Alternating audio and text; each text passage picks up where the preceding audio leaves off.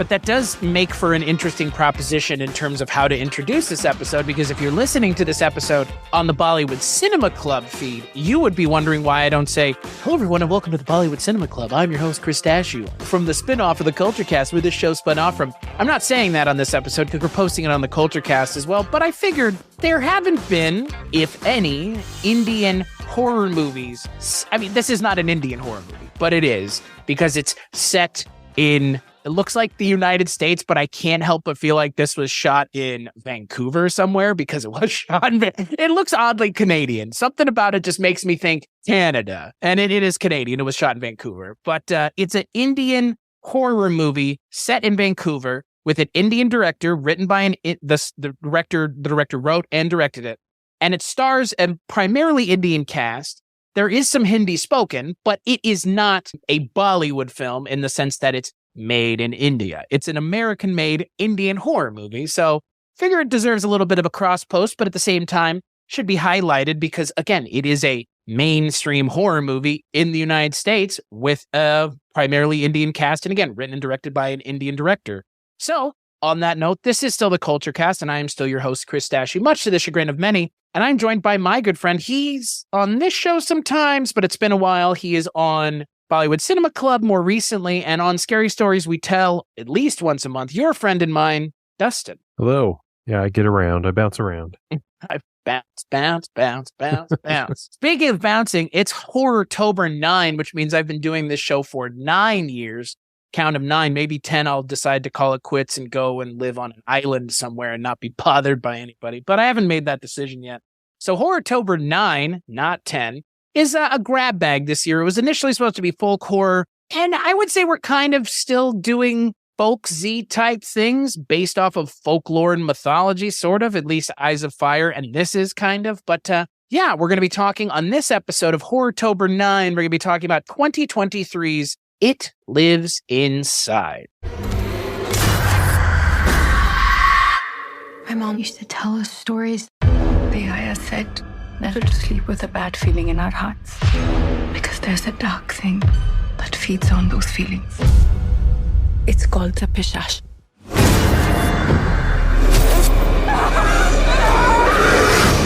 When it's ready, it eats your soul. So the film is directed and written by Bishal Dutta, based on a story by Bishal Dutta and Ashish Mehta, and it stars Megan Suri, Neeru Bajwa, Mohana Krishnan, and Vic Sahay, who, the last time I saw Vic Sahay in anything, he was opposite Zach Levy over at the fake Best Buy in Chuck, which cracks me up to see him playing an Indian dad in this movie. We've fully come full circle when you no longer are playing the young guy, but you're playing the dad. And the film is all about Samita, who is a East Indian teenager who is growing up in, again, Vancouver, but it's meant to be the United States, who feels out of sorts with the culture she's growing up in and tries to present as more Western to fit in. And she ends up losing a friend, played by Mohana Krishnan, Tamira, who ends up discovering something that may bring them together as friends again, a creature in a jar that she walks around with. Hilarity ensues when Sam knocks the jar out of her hand when she's trying to ask for help, creating what ends up being the main conflict of this movie. We are going to be talking spoilers, so that's why I'm being a little vague, because this movie came out this year. So before we talk about the spoilers of the movie, Dustin, I'm going to kick it to you first. Thoughts about the movie, non-spoilers, and should people spend their time and money to go see the film? I think right off the bat, I think it is worth your time watching it, because it was, for me, it was pretty entertaining. It was fun. It was a fun ride. I like the way some twists get introduced, which is kind of classic Indian cinema, even though this isn't like an Indian cinema film, but it still has, there's little nuances of that approach to the film. But okay, no spoilers, you said. It's worth your time because you get, if you're going for the horror movie's sake, you get some jump scares, you get a little bit of psychological stuff, you get some, creature feature stuff going on. So it checks a lot of boxes, and it does it from a kind of a different lens through a different culture and religion, which I found pretty interesting.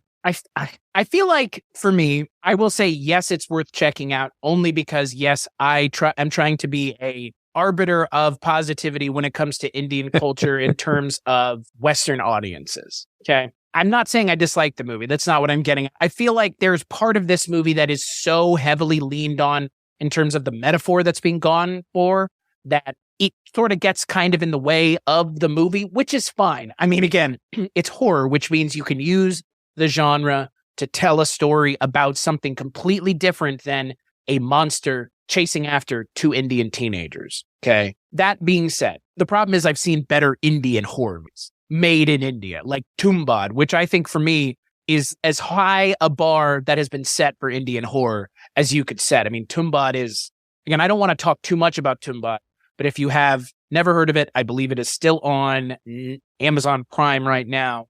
And it came out in 2018. It's an hour and a half, so it's the same length as this movie. It's very atypical in terms of Indian cinema because it doesn't have musical numbers. It is very much a Western style horror movie. That being said, it hews very close to Indian culture and does, I mean, again, so does this movie. But that all being said, I think this is an interesting movie. It's a step in the right direction in terms of introduction to, like you mentioned, a culture and a religion that, again, I feel like, look, I had the benefit of growing up in North Texas, which is now much more South Asian than it was when I was there, but it was a lot when I was there. I grew up with a lot of Indian kids, a lot of other Southeast Asian kids, and I was exposed to it a lot earlier than I feel like a lot of other people are now. I feel like people are being exposed to it more and more now recently, thanks to things like Triple R and things like this. I mean, this movie came out in the United States, was rather successful. It opened at South by Southwest in March of this year and then was released in theaters last month. So this is a very contemporary movie. And again, I think it's pushing the ball in the right direction. That all being said, again, I think the movie at sometimes is more interested in talking about what something means and less actually just showing us a movie of things happening. So, but again, I think we're both in agreement, to check it out. So from here on out, spoilers. So if you want to watch the movie, go watch the movie, pause it, and come back. So Dustin, all spoilers. Let's just talk about the movie. What did you think about It Lives Inside? Spoiler free. You can go hot now. All right. You were talking about kind of the overall message of the movie getting in the way. I get what you mean.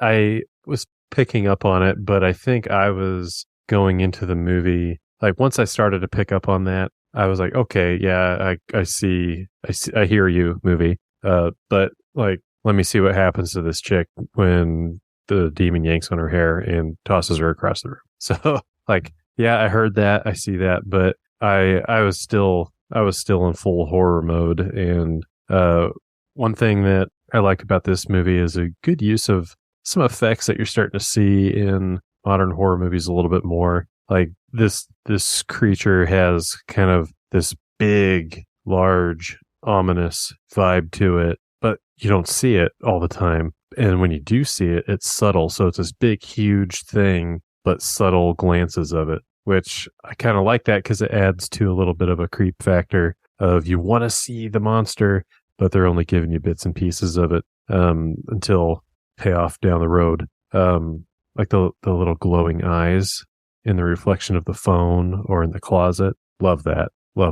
And I did like the perspective of it through Indian culture, just because, doing Bollywood podcasts with you, it is nice to see that, like, hey, they, this kind of genre of movie can be delivered through any medium, because guess what? I don't care what your culture is or what your religion you are. There's probably demons and they're scary as fuck. And that for me, I mean, again, like you kind of mentioned, like there's a lot going on here. There is a monster, and that's that. I think, I mean, again, like what's weird is obviously we talked about this before. I talked about this with Mike on the Talk to Me podcast. We're going to talk about it now. This is a monster represents something movie. But in this movie, I think the monster is well done enough that it is a memorable monster. It did remind me a little bit, and you'll probably get this. I mean, I'm assuming some of the audience will as well. It's kind of a little bit of a deep cut, as it were. But it reminded me of the creatures from Feast. Do you remember that movie? Yeah. with the teeth. It was the teeth. The teeth were very specific. Yeah. like just kind of pokey and pointing all over the place. Like kind of like a tiger shark almost. Yeah. But I think for me, you know, like you mentioned, you know, there's a lot going on here. There are some really good scares.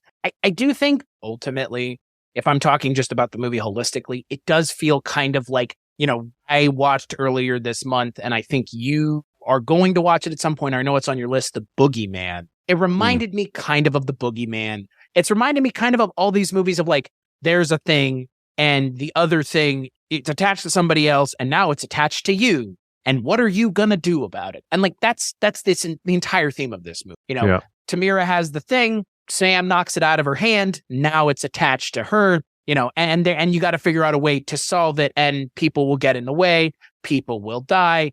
And you know, and so be it. And that's kind of, I don't know. I think the thing for me that I appreciated, it's a formula. Yeah, I appreciated that this movie takes that formula and does a little bit more with it than other movies would have. Because again, there is a movie in here that doesn't have the Indian cinema and the Indian culture to it. And I'm not sure that movie is interesting at all, frankly. You know what I mean? Like, that's the thing. Like, I think if this movie didn't have the Indian infusion of the culture and everything else, I think this would just be like every other movie that comes out in terms of like a creature feature in 2023, because it kind of checks all the boxes of like a well-made creature feature, but not necessarily one that does enough to stand out. But I think this movie does do enough to stand out because it wisely, like you said, has the Indian culture angle to it. Yeah. And with what you were talking about, kind of some of the message of the movie, I think it's timely in a way because our main character, she wants to be, you know, not just that Indian girl. Right. She wants to be part of the culture she's living in, and part of, you know, she wants to kind of ingratiate herself in the people that surround her and the culture that surrounds her. But she, you know, her mom especially is afraid she's straying too far from her roots. I don't think her dad gives a shit. I think he's just kind of like, whatever, do your thing. She's an interesting character to be written that way. Yeah. But there's that just moment compared to like the Indian parents that we've seen in Indian cinema. Oh, right. Yeah. Oh, yeah. Well, the mom is very much that. I mean, she would probably be the equivalent of what we would call a Jesus freak, but in her culture, their religion, because she's very like kind of superstitious, and you know, Sam was singing something or humming something. She's like, "Don't do that at the table; you'll call a demon." Right. But there was that moment in the bleachers where she's talking with that white cheerleader girl, and she's like, "Say something in Hindu." She's like, "It's Hindi." And she was just her thing to play with. Like, that's the way it felt to me. Like, you're my novelty. Do a thing. Do that thing. And that's exactly what she doesn't want to be. But it's no matter what, it still happens. Much as she tries to be a part of that group still sees her as that. And that for me is, like I said, where the movie kind of is like a little too on the nose. Because in 2023, is that really still happening? Like, say something in your language. I guess that's still happening. It just, that's a good reminder. Yeah. I mean, I don't know. It just, again, I take for granted where I grew up, I guess, because nobody I knew would have ever said, like, you know what I mean? Like, that's the kind of thing you say to someone and they just like, Nebraska. Oops, sorry. Yeah, exactly. Yeah, that's fair. Again, like I said, I'm taking it for granted. I understand that. I mean, again, I'm cognizant and self-aware enough of it to get out in front of it. But it just feels like a kind of tired storytelling convention. And that's the thing. Like, so much of this feels like just, I've seen this before. And it's not a bad thing. It's just, I don't know. I realize more and more that we are living in a time right now of horror movies where they all have kind of felt the same for like 5 years. Yeah. And like the Babadook ushered this in, and we're still watching these movies of like, the monster is grief, the monster is trauma, the monster is, in this movie, the Pishash is loneliness and otherness, I guess, is what it is meant to represent, and dealing with the otherness and the loneliness.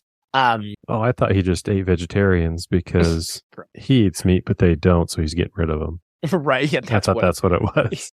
So let's talk a little bit about the creature in this. So the creature in this movie is the Pishash, which is a demon from Hindu and Buddhist culture. And it is it's evil manifested.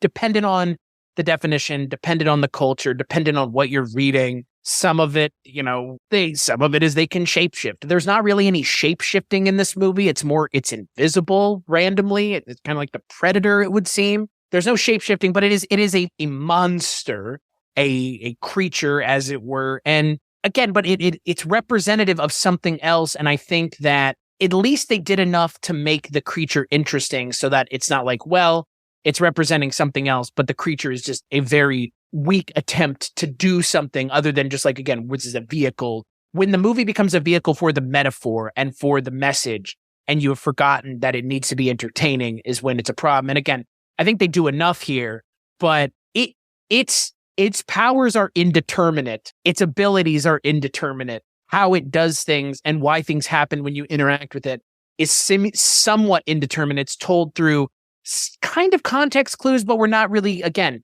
not that I needed it, but sometimes when there's so little, it's kind of hard to understand what the rules are at all. Yeah. And the movie gets into that area of, it just kind of does everything. And it's like, well, okay. I mean, I guess that's scary, but some limiters on its abilities. Because again, like it seemingly why it doesn't attack all the time is never explained, because it could seemingly attack all the time. I guess it's tenderizing the meat, which again is a concept literally taken whole cloth from other thing. Like I believe that is almost directly said in It. Isn't that from It? Like it's tenderizing the soul. Yeah. It was like Pennywise tenderizes the meat. Like that's why it scares you, because being scared makes it more enjoyable when it consumes you. And like that's here in this movie. Like again, like it goes in the direction of things we've seen, but those other things are a little bit more well defined. This thing just kind of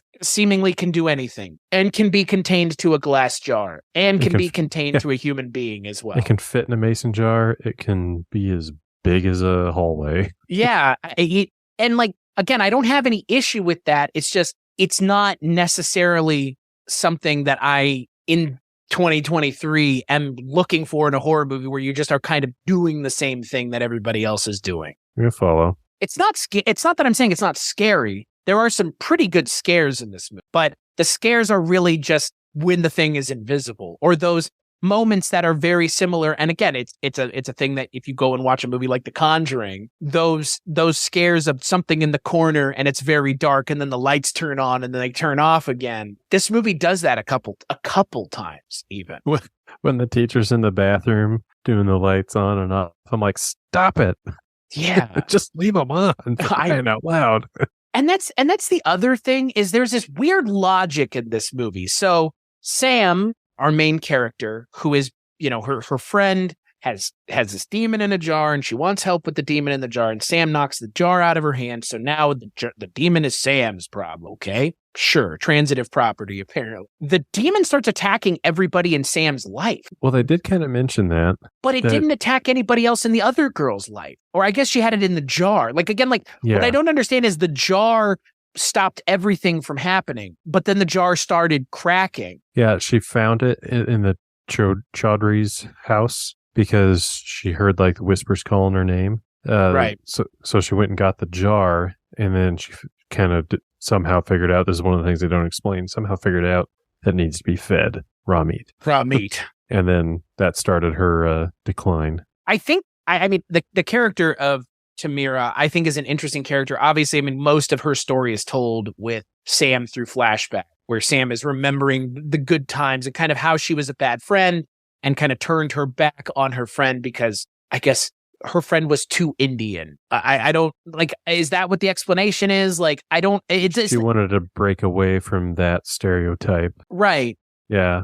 Which, again, like, but with the message of the movie, I don't understand what the message of the movie ends up being. Is the message of the movie stay true to yourself? Is the message of the movie it's okay to embrace that, but also stay true? Like, that's what I could never figure out either at the end of the movie, because by the end of the movie, everybody's back together and all happy. I mean, again, not completely, but we'll get there when we get there. But I'm trying to figure out, like, the journey between Sam and Tamira is so it's told elsewhere. It's not told between the two of them. And so we're told to care about it, but it's hard to understand what we're supposed to understand about it because we really don't see them interact, not in a meaningful way. It is vague. And again, I have no problem with vagary. It's just this is such a big part of the movie is the contrast between the two of them. Yeah. They were close. Now they're not. One's trying to fit in with the white girls, and then the other's the other's just in torment at that, because that's how the movie starts. Tamara's just already, the first time you see her, she's already deep in this, and you don't get to see her decline the way you see Sam's. But I do appreciate the movie. They get right to it. I mean, you're 10, 15 minutes in, and you've got some invisible thing opening a door in the school, walking up behind Sam. So that's pretty cool. There's really no waiting around for things to get going. No, I did. I mean, again, I think we talked about this offline together, like an hour and a half movie. Like, I appreciate that so much now in this day and age. Like, in the day and age of every single Marvel thing is 2.5 hours, and God, Beau is Afraid, the latest Ari Aster movie, was like 3 hours and 10 minutes long. Like, dude, no fucking way. Again, my feelings on Hereditary have been chronicled on this show, so that's a hard sell for me, but a 3-hour horror movie is just going to be a hard sell for me, even though I love horror. Yeah, they could have easily strung this one out to like way more discovery of what's going on before we even start seeing things with the creature happening. I almost kind of wish there had been more of that. Yeah, they tried to do it in tandem. They tried to do it like in parallel with the horror stuff going on. And I don't know if it totally worked because they had to speed up that process. Yeah. They had to skip some stuff. Well, and it, once we get towards the end of the movie and we are, we, the audience, are aware that the Pishash is coming after her, and then everybody else in her life is affected by it. Her dad gets mauled. Her mom gets kind of involved as well. And then she goes off to fight it. That kind of comes out of nowhere. It really happens super quick, and it's tonight. It's all of a sudden. There's also like a 7 days thing, just like The Ring. There's like a 7, like literally. They say it's 7 days. It's been a week. Like again, like they're grabbing from all these other disparate things and kind of making it all try to work. And I feel like they talked about the number 7 being special in the culture, right? Right. But where's the number 7 not special in English culture? Exactly. I don't know, again, like, it's not that I'm not willing to give this movie the benefit of the doubt. It's just, it's hard for me to really, what does this movie have other than the Indian, cultural experience? Is that, like, you know what I mean? Like, the creature design is fine. The actors are great, obviously. But it's just, I don't know, like, I'm trying to figure out if it really speaks to an experience that people are having. And does this movie succeed as more than just a horror movie and actually a musing on the thing that the director was trying to get at? Or is it just a horror movie whose message gets in the way of the movie ultimately really being entertaining? And again, I don't want to err on the side of that, but as I sit and think more about the movie, and as I, again, think about the other Indian horror movies that I've seen that I wish more people would watch that are the same length as this movie, it is hard not to compare them. It's true. Yeah, I don't know. I'm not trying to outweigh any side of it to, like, was the message trying to be pushed forward? Was it the monster that's the kind of the main thing, the demon? I mean, I watched this after having watched Slaughterhouse, so I was my palate was cleansed, so I was ready for anything at that point. But I don't know. I get what you're saying, but I try not to think about the other stuff too much. But I'm easily entertained. I've told you this. I can watch anything and be like, hell yeah, that was great. Well, and I mean, like, I get it. And, again, that's one of the reasons I appreciate having you on the Culture Cast and on Bollywood Cinema Club, is because you have a very different perspective from mine in a lot of ways. And again, like, it forces me to, again, try to appreciate the movie in a different direction. And again, to speak kindly about the movie, it's well shot. You could have convinced me it was an A24 movie, which is a massive compliment to, the cinematographer and the director, and also the production company Neon, who, again, I've seen some of their movies before, But this movie, again, feels like an A24 movie, which is a massive compliment in this day and age, because A24, Talk to Me, a lot of The Witch, a lot of the big horror movies that have come out in the last 5 to 6 years have been A24 movies, to the point where A24 has a reputation now with, Midsummer and Hereditary and Beau is Afraid of releasing big horror movies by auteur horror director. You mentioned having different perspectives, and I think it speaks to what you mentioned earlier, us having different experiences. Part of the message of this movie that we talked about, you were living that, you were you had classmates, you had friends that were from an Indian culture. So it was no big deal to you. I didn't have that when, right. Putting myself in the shoes of the high schooler, that wasn't my experience. So, me seeing that in this film, I was like sitting there like, yeah, like I'm glad they're doing this, because that's how people I knew growing up probably would have treated somebody like that. Right. And your experience is the opposite. You're like, yeah, we don't do that. Right. And like I said, I get it. Like, it's just, I have to really take a step back and really remind myself of that. Because again, but your experiences are your experiences. Right. So that's the lens in which you watch the movie. And I would err on the side of this is probably more in line with reality, at least in terms of certain places. Probably not Vancouver, though. I will say that much. I mean, the movie is acting like, Indian people, weird. And it's like, this is Vancouver. Like, again, like everything about the movie seems rather, everybody's rather affluent. All the houses are nice.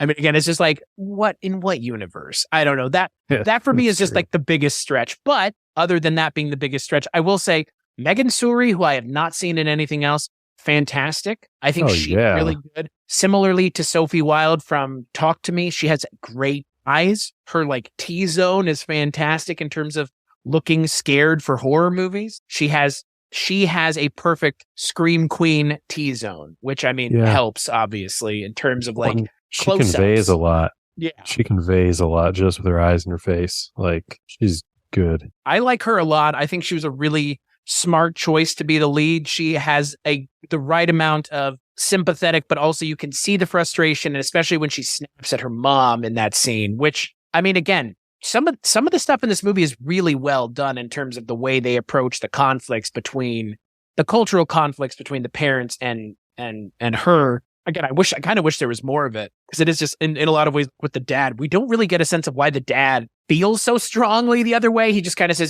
she's, let her do her thing. But it's like, but why do you feel that way in spite of the way your wife feels? Like, because the wife feels pretty strongly one way, and then he feels clearly very strongly the other way. But I like her interactions with her parents. I think that one of the characters that feels rather underserved is the boyfriend, the love interest of Russ.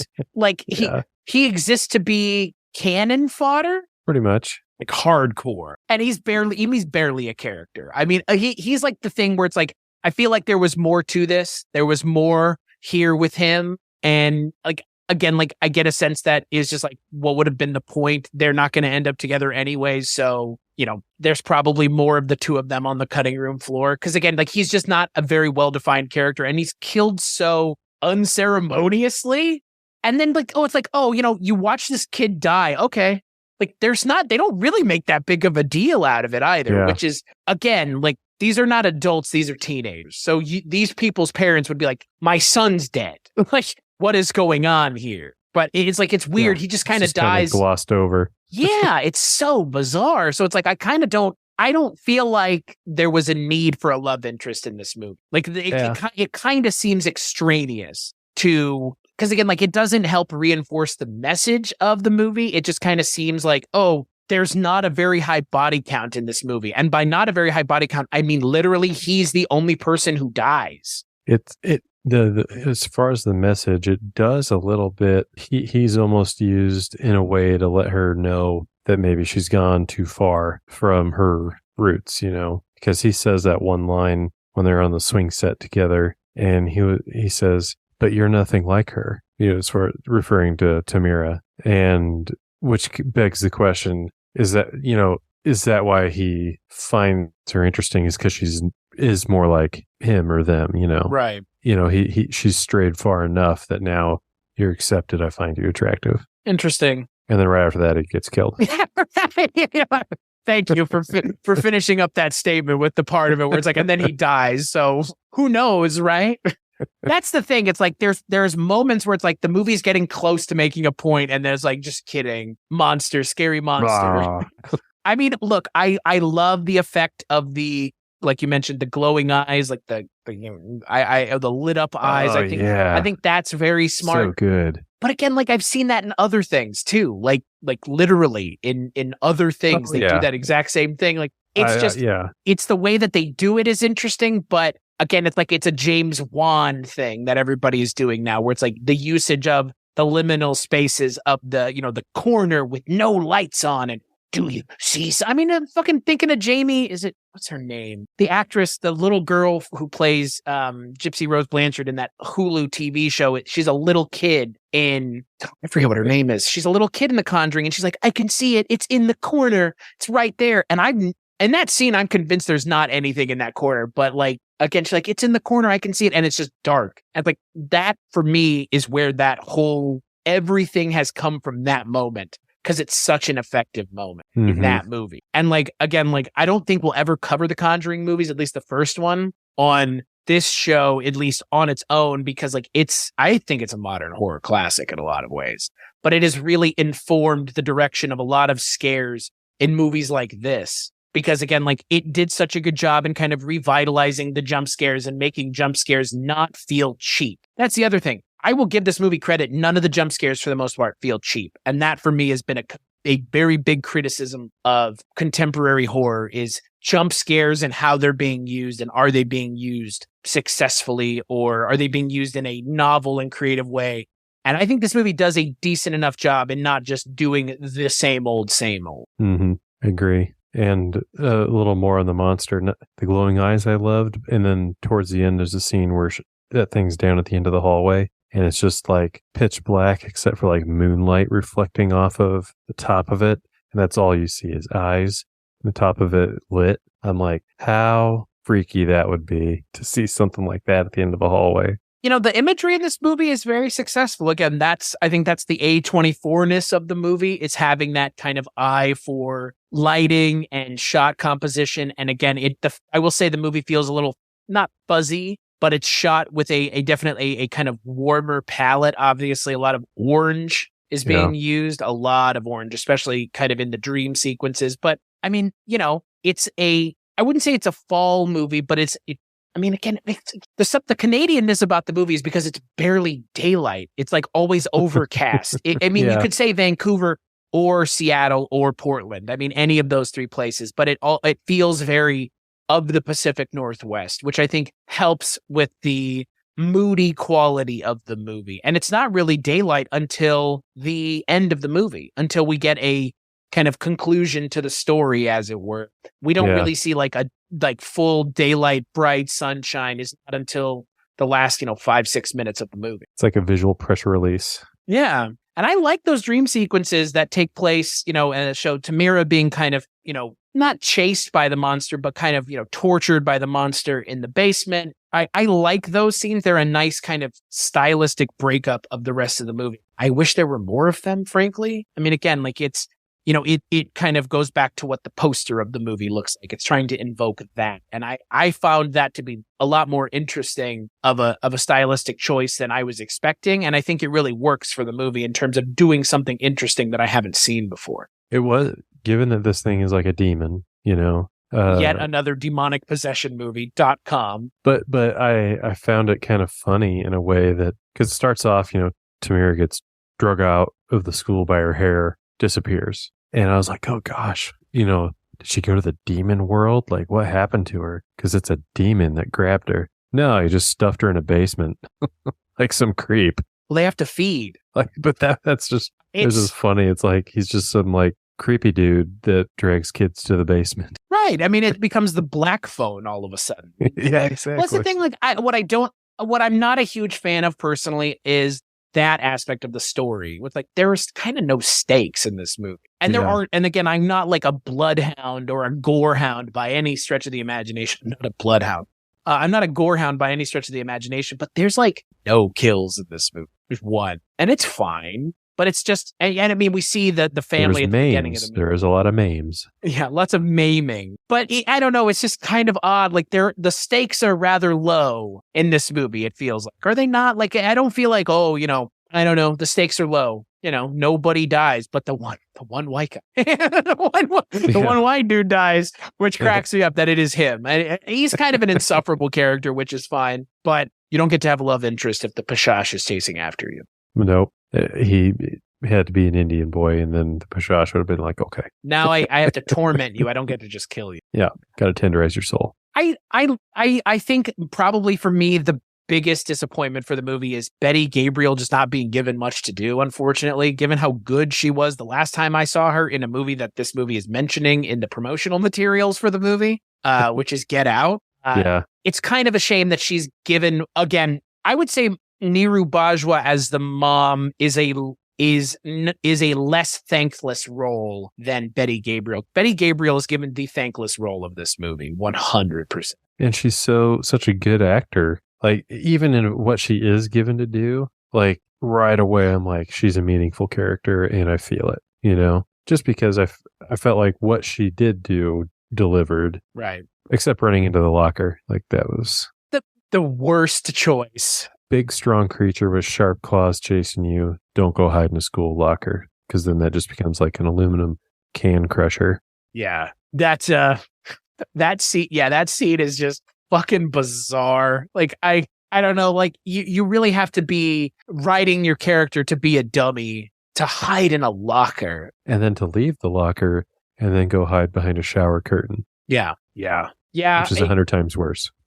But the character doesn't die. The character survives. Like, what a strange. But it only survives. She only survives because they start doing their little chant to like call the demon for the offering. And I think that's when it pulls a U-turn. Convenient. The plot convenient. Uh-huh. I mean, again, it's fine. There are parts of this movie that just seem like you needed one more pass because it feels like it. I don't want to say the movie feels like it's resting on the laurels that it's an Indian movie, but you know what I mean? Like, there's part of me that wants to just call it what it is and be that person, and I'll take the criticism. But there's part of me that's just like, it kind of feels like, oh, they're Indian. Yeah, the very message that they're trying to talk about in the movie of like, don't just peg us as Indian people. The movie's very like, look at these Indian people. Yeah, and again, like, Bishal Dutta wrote and directed the movie, so it is written and directed by someone who is Indian, which, again, like, therefore, some of this argument more or less is like, okay, fine, what are you complaining about? But I do have just like a little niggling feeling of like, yeah, it kind of just feels like there's part of me that's like, well, there hasn't been one Indian movie like this yet, and this is the one now. If there is any more, remains to be seen. I hope there are. I hope there are plenty more. I hope that this is just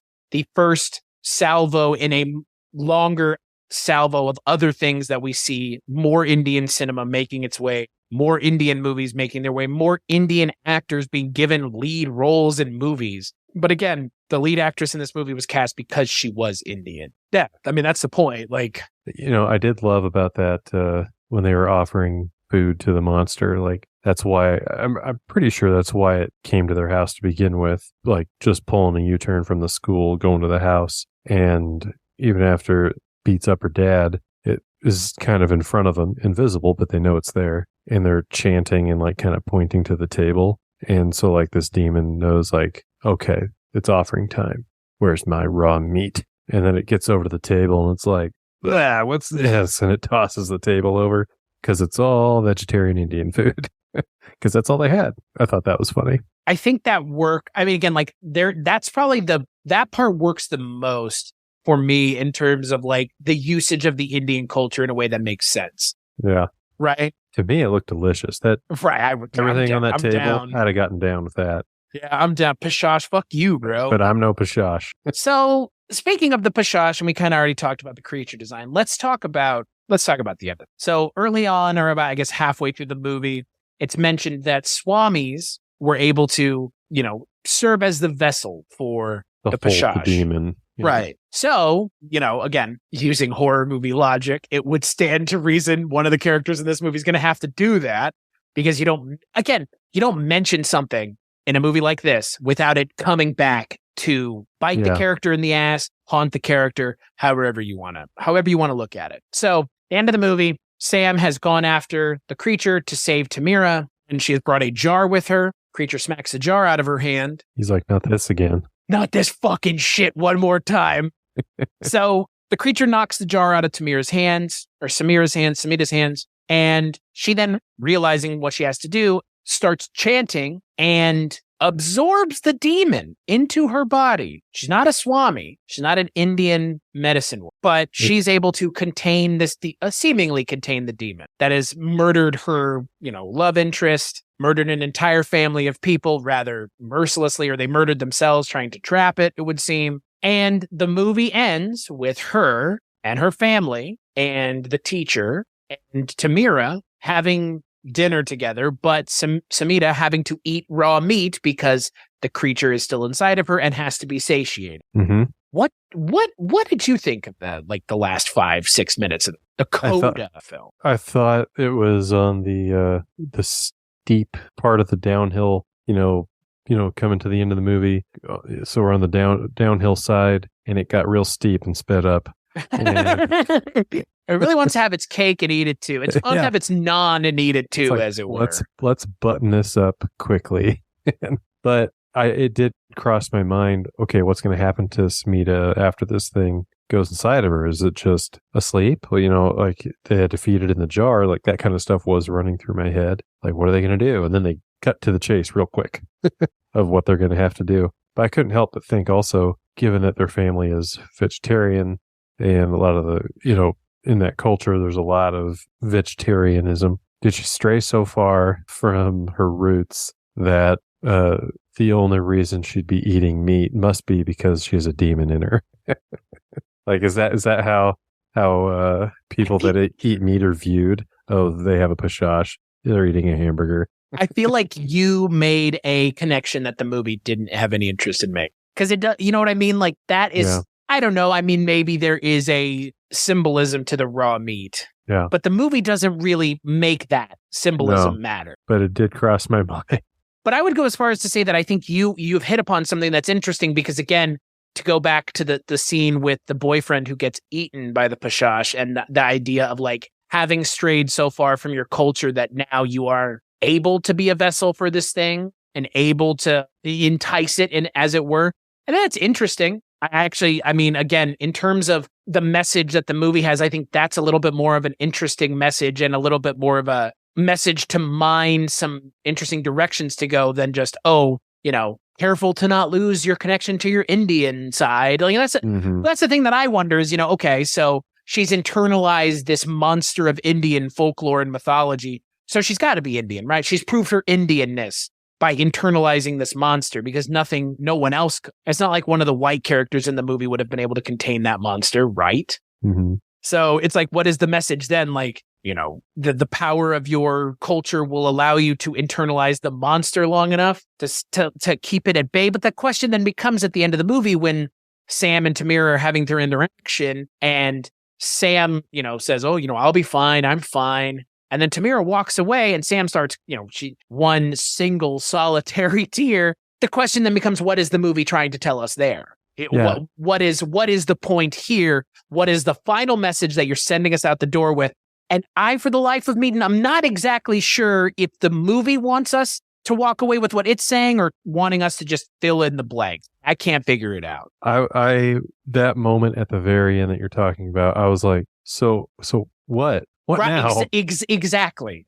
Again, it's not that I need direction, but it's like, you have given us so little direction that at the end of it, I'm like, so is because I watched the movie with my wife twice, and at the end of the movie, my wife said this at the same time, both times at the end of the movie, none of this makes any sense. Wouldn't they try to get it out of her? Like, nobody would be, it's weird to me that they would just be okay with this creature being contained within their daughter and all of them knowing, because they all know. The teacher knows, Tamira knows, the mom and dad know, because they're all seemingly having to be together what, do they have to do this every day? Do they have to get together every day to keep this thing at bay? That seems like a lot of work as opposed to trying to figure out a way to get it out and contain it once again. Because again, it's not because there's so little told about the Swamis having the demons inside of them, we can be given no information and have all these things happen that are not explained, or not even explained, but even given any idea as to how this works or how this happens or how the characters are being able to interpret what's going on. So by the end of the movie, I felt the same way. I was like, so what? So what?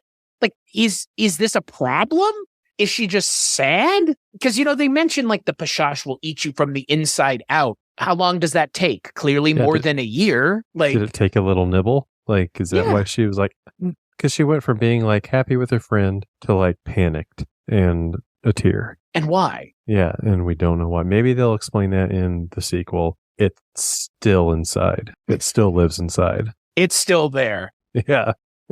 There's already a sequel. The movie's called I'm Still Here. It's that Joaquin Phoenix movie. Yeah, it did feel a little sequel baity at the end. Oh, yeah. I couldn't help but think that. But what's weird is like, I would almost say it's like it is sequel baity, but it isn't, because again, it's a year later. Yeah. So like she's been dealing with this for a year. So she's been doing a pretty good job in keeping this thing at bay until she hasn't, apparently. Or it's been this whole time. I mean, for me, the scene where the mom is sitting at the table and just saying shame over and over again, and then it turns around and it's the creature. That for me, I mean, again, like there are some moments in this movie that I think are almost like they're from a different movie. And that scene is one of them where it's like, this is now something else. The creature's pretending. Yeah, it's like the creature's pretending to be her mom, but like that scene doesn't inform the end of the movie. But the end of the movie is trying to act like everything we've seen up until this moment has helped inform us of what the ending is meant to mean. But I don't feel like I have a good sense of what the end of the movie was meant to be. What we're supposed to take away from her having internalized the demon. Are we supposed to internalize that, yes, it's okay to embrace an exterior culture that is not the one that you grew up in, but don't forget to still be part of your culture. Don't let that be something you've forgotten. Like it's not clear, but the movie wants to feel like, oh, I've told you enough and you're going to get it. It's like, for as much time as you spent trying to explain it and trying to clarify, I don't feel like I have enough clarification at the end of the movie to really feel like, oh, you landed the plane successfully. You landed it enough, but the landing gear maybe didn't come down all the way. So you kind of skidded to the end of the runway. It wasn't a complete failure in the third act, like so many contemporary horror movies tend to be.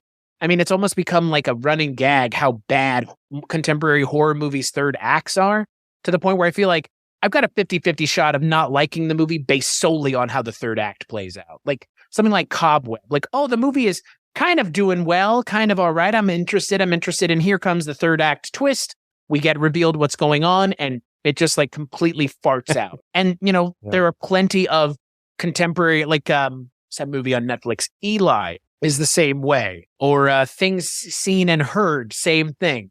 Again, Cobweb for me was right up there. Like there are a lot of these contemporary horror movies that just the third act falls apart. This movie doesn't fall apart that hard, but you put it pretty succinctly. The last 5 minutes try their damnedest to really just like undo all of the goodwill that the movie had in terms of the message. Like it just all of a sudden feels very quaint and weird and almost another movie entirely. And it's like, you didn't really earn this. No matter how hard you think you tried to, I don't think you earned it. Yeah, it's the let's go get shawarma moment of the movie, like from Avengers. And it's just like, oh, okay. Yeah, I don't know. Like it's, that's the way the scene is shot, and it's shot in slow motion, and they're kind of saying the prayer together so reverentially. And then you see the plate of raw meat, and everybody kind of looks at Samita, and they're like, you kind of understand. Yeah, you understand it, but it's like, what does this mean for her? This character that we've gone on this journey, the creature is seemingly put into Samita's life to teach her a lesson, to foster her growth as a character. And yet at the end of the movie, I don't get the sense that she's grown as a character at all. I get the sense that she is now like, again, like I don't really even know. I don't know what that tear is supposed to mean, other than she has the creature inside of her, but we never really get a sense of what that means until, like you said, it lives inside too. Yeah, the only thing I can compare it to is when that thing was trying to get out of the jar, crack the jar. from the inside? Was this the crack of the jar on her? Yes, it has to be. But what does that mean? That's the question. I mean, again, like, why did they leave the Pashash in her for a year? Like, is that negligent behavior on her family and friends? Are we supposed to believe that, like, that's somehow okay? Because the movie is meant to make us think that it's okay somehow. Like, they would not have tried to get the demon out of her at any point. Like, it was just kind of weird. Like, I get what the movie wants us to understand is, like, you know, part of coming to terms with your cultural heritage is internalization of it. But the demon doesn't really the demon doesn't really represent that in the movie. No, maybe this was all just a goof.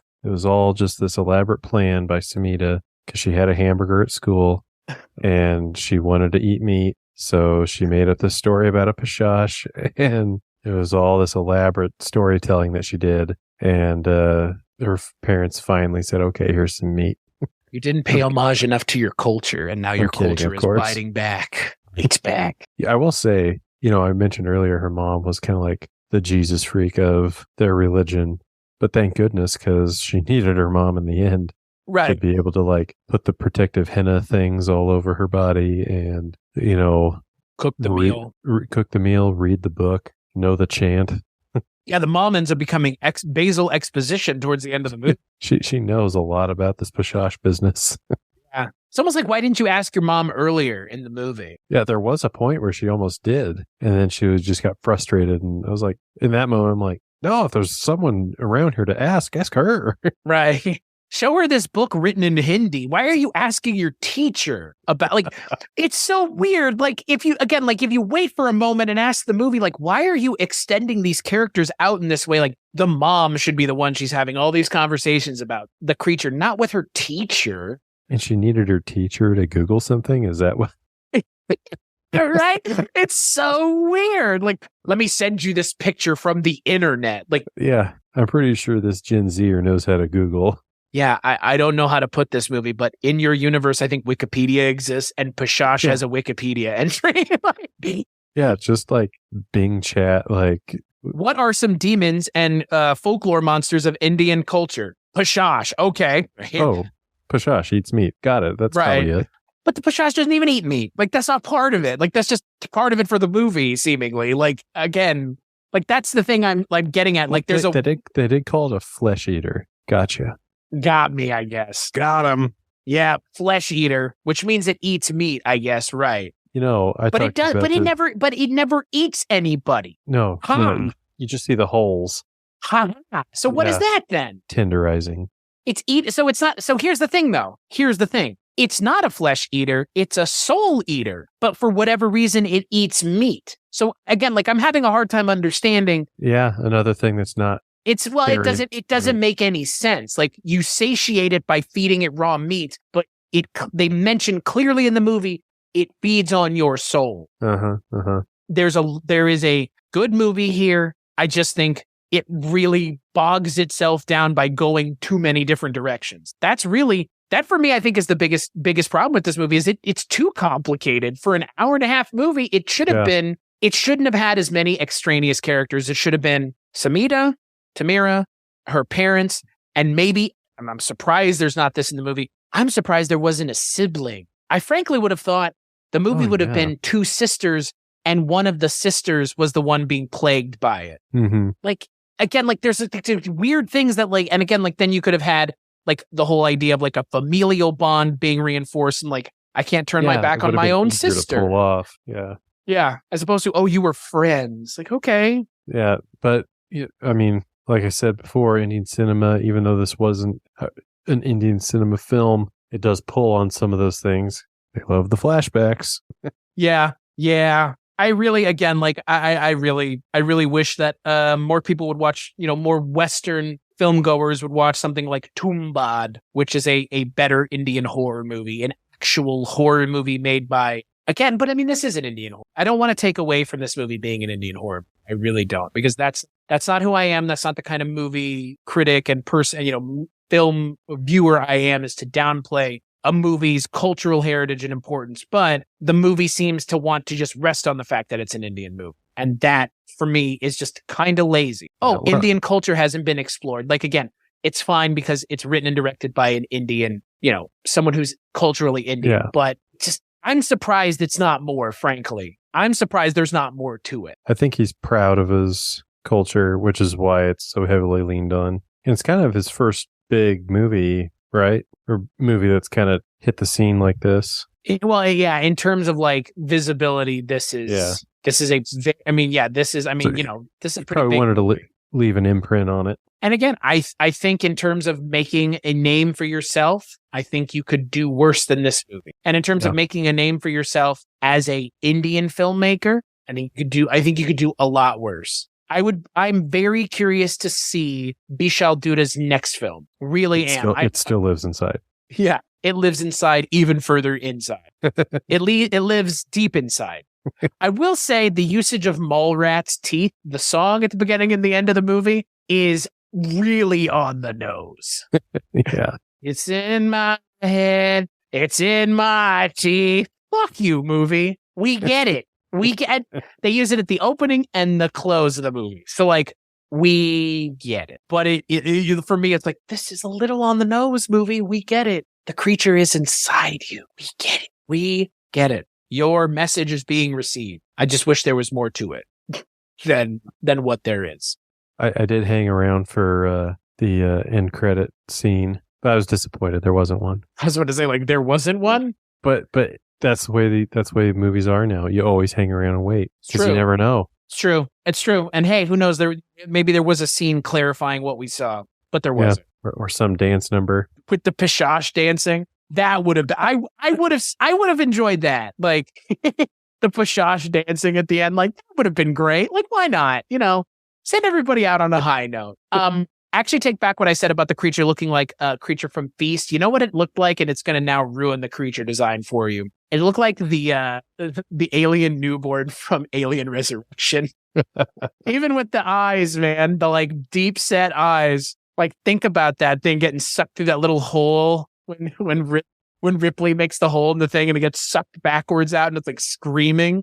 It looks very similar to the alien newborn. Yeah, it does. # make the alien newborn design better by having it in a different movie, which they did. I mean, I think the monster design may be a real standout for this movie. But to be fair, it's also shot in the shadows for the most part, or not seen at all. So we never really get a well-lit shot of the creature, to be honest with you, either. It's shot in shadows almost entirely, which I think works in the movie's favor. Tell me this. How did you watch the movie? With all the lights off? You watch it at night with all the lights off? Watch it during the day? Watched it during the day both times. Okay. I watched it at about 10 p.m. in the basement, all the lights off. So it was extra creepy. I recommend.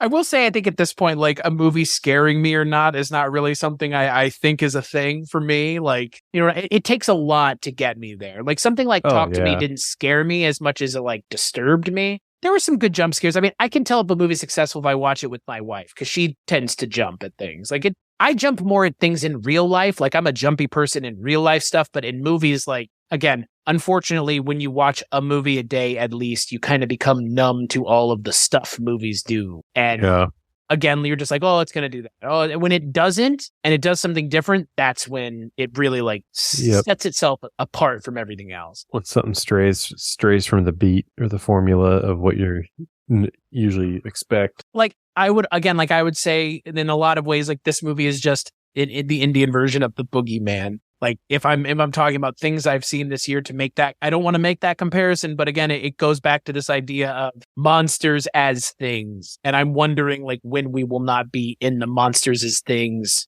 all the time universe, because it's we're still there, firmly there. Pishash included, Babadook included, nothing from the Night House included, which I liked the Night House immensely, but even I could contend that's once again, yet another X as Y. But again, I mean, that's horror for you. We were talking offline before about Dawn of the Dead. Zombies as a message on consumerism. But again, it's when you do it in a way that it's not so goddamn obvious that I'm you know what I mean? Like, that's the thing, right? It's like, don't club me over the head with it, please. Don't club me over the head 8 times with it, or 9 times, or 10 times. Okay, I won't. Final thoughts on It Lives Inside. Kind of just to echo what you just said, I think this movie got me interested enough in this director. I do want to see what's next. I felt this movie held up enough to, get a feel for what this writer director does, and I want to see more. What else could he do? Where else could he go? Is he horror only? Could he branch off into something else? I don't know. But this movie itself, like I said at the beginning of the show, it checked a lot of boxes for me. I enjoyed it. I enjoyed it through, that it took time to look at things through a different lens and kind of send a message along with, trying to creep me out and be scary and demony. I think if the movie gets more people interested in Indian cinema, whatever that means, that for me will be a success. In terms of the movie itself, it's fine. I think the Indian cultural angle makes it stand out more than if it hadn't been. But again, it's not that it doesn't do anything with it. I just don't really know what it's doing with it because it just kind of does a lot of things, but maybe doesn't necessarily have the most to say, or maybe it's saying too much. And because it's saying too much, it's kind of hard to pick out what you're really wanting us to focus on, unfortunately. It's clear, like we've mentioned, that there is seemingly something else that may come out of this. There may be a sequel. The movie was rather well received for the most part. I mean, again, in terms of critics, it's kind of sitting a little higher than average. Who knows? They might make a sequel. Vishal Dutta may not even be involved. Megan Suri may not even be involved. Kind of would be hard for me to believe Megan Suri wouldn't be involved given how the movie ends. But I wanted this movie to live up to the premise that it sold me, and I think it kind of missed the mark. But again, it didn't miss the mark to the point where I'm like, don't check it out at all. You could do worse in spooky season. That's for sure. So, there are plenty worse movies. And again, you watch bad horror movies during spooky season. I know I do. But watching plenty of full moon stuff like Ginger Dead Man and Evil Bong are some pretty good bad choices. Good bad choices, as it were, especially if you're watching the versions that have Elvira in. Well, like I mentioned earlier, I watched Slaughterhouse before I watched this, and that was a experience. I haven't watched it yet. I really want to. Spooky season tends to be the time where I feel like I do more recording in terms of bonus episodes, and I've already recorded 3 bonus episodes that are still yet to come out. So I guess this is the 3rd. The other 2 haven't come out yet, but they're also on contemporary horror movies that I think, again, you could do worse than watching these movies, especially this one. I think you could do a lot worse. I mean, Cobweb, I think, is a lesser movie than this one. But I think The Boogeyman is a better movie in terms of what it's trying to do, and it's similar to this one. So again, it's just, there are so many horror movies that come out every year. We can't watch all of them, and I'm not going to avail myself to watch all of them. But the ones that stand out, again, are still standouts for a reason, and this is one of them. This, for me, is like Talk to Me. It's different enough, it's unique enough that even if it does only kind of work, it still has more to bring you in than a white people in the suburbs doing weird things movie. There's a little bit more to this than just so. It did introduce me to like some other actors too. Like I hope Megan Suri's in some other stuff. I mean, obviously she will be, but like I want to see her in other stuff because she was really good. Yeah, no, we kind of mentioned her a fair amount, but you're right. She's fantastic. Everybody in this movie is fantastic, just not used well enough in some of the actors' cases. So, no, I think that this movie, like I said, you could do a lot worse in terms of spooky season. So on that note, you can find Dustin and I talking about movies, be it on the Culturecast, Indian or Bollywood Cinema Club, Scary Stories We Tell. We don't talk about movies. We talk about other stuff. We do talk about media. So all those things can be found over at weirdingwaymedia.com, where all the shows, including this one, are posted, including the projection booth, Twisted and Uncorked, Midnight Viewing, Feminine Critique. Most of those are shows that I'm not even on. So go check those out over at weirdingwaymedia.com. As for this show, culturecast.com, patreon.com/culturecast, 10, 20, and 50 are the levels you can get in at to help the show financially. But rate, and review the show wherever you get it. That helps us find our audience and helps more people find us. Dustin, thank you so much for joining me. This was a short notice podcast. We essentially planned it in 24 hours, I think? Yeah. 48 hours, I think. So quick turnaround. Yeah. So thank you for joining me. This was fun as always. Yeah. And we'll catch you on the next episode.